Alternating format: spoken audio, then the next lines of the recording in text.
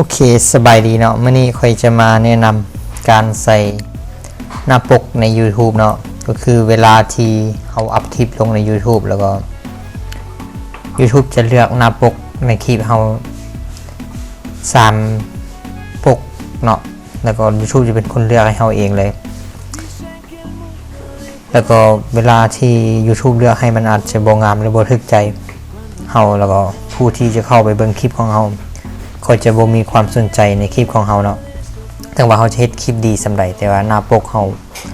มันบ่ดีมันบ่งามถึกใจของผู้เบิ่งเนาะแล้วจะเบิ่งวิธีการที่จะใส่หน้าปกใน YouTube นำกันเลยเนาะโอเคคนอื่นมันก็เข้าไปที่อินเทอร์เน็ตเลยหลังจากนั้นก็เข้าไปที่ YouTube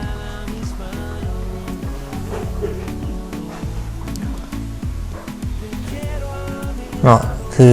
จังซี่นะส่วนหลายที่เขาเอิ้นว่าใส่หน้าปกเนาะสังเกตเบิ่งเขาจะมีการตกแต่งเป็นหน้าปกเรียบร้อยแล้วตอนนี้ก็คือกันเขาจะเพิ่มหน้าปกเข้าไปแล้วสังเกตมัน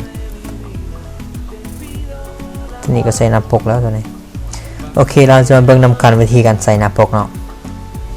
คนอื่นหมดเลยก็เข้าไปที่ซองของเราเลยเนาะคลิกเข้าไปที่นี่แล้วเข้าที่ YouTube Studio เลยเนาะ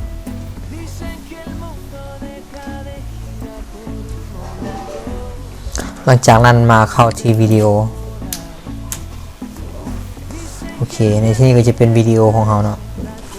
คือแต่ละคลิปนี้ค่อยได้ใส่เป็นหน้าปกมันมาหมดเลยแต่ละอันนี้เนาะแต่ตัวนี้มันบ่มีหน้าปกเนาะค่อยจะมาใส่หน้าปกตัวนี้เนาะตัวเดียวนี้มันบ่มีหน้าปกก็คือตัวที่ว่าวิธีสมัคร Apple ID ง่ายๆใน10นาทีนี่เนาะยังบ่มีหน้าปกแล้วค่อยจะเอาหน้าปกที่มันเกี่ยวข้องกับคำว่า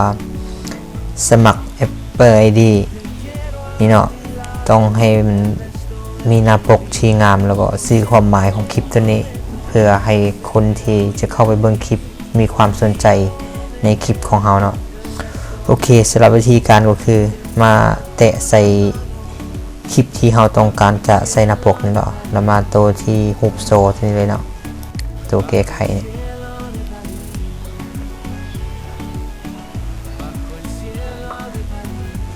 โอเคมาฮอดหน้านี้ก็คือเราจะมาใส่หน้าปกในที่นี้มันจะมีหน้าปกอยู่3หน้าปกเนาะที่ YouTube เลือกให้เนาะคือที่เว้าไปเมื่อกี้ฮั่นตัวที่1เลยก็คือตัวนี้เนาะมันเลือกให้ฮั่นแล้วตัวที่2ก็คือตัวนี้มันจะเลือกอยู่ในคลิปของเราเลยตัวที่3คือตัวนี้ใน3คลิปที่ YouTube เลือกให้นี่มันยังบ่มีตัวใดที่ถูกใจแล้วก็บ่งามนะเราสามารถเอารูปที่เราได้ตกแต่งใน Photoshop ที่เราได้ตกแต่งว่างามแล้วมีความหมายแล้วก็เซฟเป็นรูปภาพเขาก็จะเอารูปตัวนั้นมาใส่เลยเนาะที่นี่ค่อยจะเข้าไปเลยเนาะเข้านี่อัปโหลดภาพขนาดย่อเนาะ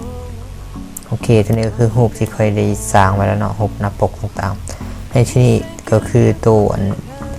Apple ID เนาะตัวสร้าง Apple ID เดี๋ยวสองคนตัวอะไรสร้าง Apple ID โอเคตัวนี้ตัวที่7นี่ตัวนี้เป็นหน้าปก ตัวที่ค่อยจะเอามาใส่เนาะเราคลิกใส่รูปที่เราจะใส่เป็นหน้าปกแล้วก็ Open โอเคมันจะมาแล้วเนาะสังเกตอยู่นี่เนาะหน้าปกตัวนี้มันก็จะเปลี่ยนเลยวิธีสร้าง Apple ID ง่ายๆใน10นาทีเนาะตัวนี้คือรูปภาพที่เราเลือกออกมาสำหรับพวกนี้ก็คือรูปภาพที่ YouTube เลือกให้เนาะมันจะเลือกในคลิปของเราเลยแต่ตัวนี้คือรูปภาพที่เราตกแต่งออกมาโอเคค่อยจะใส่ตัวนี้เป็นหน้าปกเนาะหลังจากนั้นก็กดบันทึกเข้าไป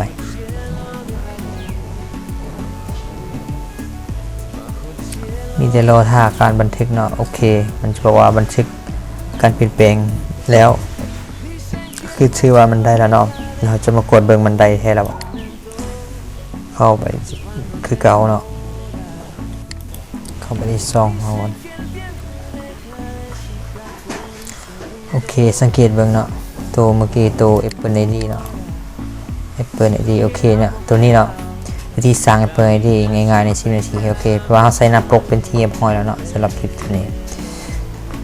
โอเคสำหรับคลิปนี้เนาะก็จะขอจบเพียงเท่านี้เนาะอย่าลืมกดติดตามช่องโรงเรียน IT ใน YouTube แล้วก็ใน Facebook เนาะเพื่อบ่ให้พลาดคลิปใหม่ๆ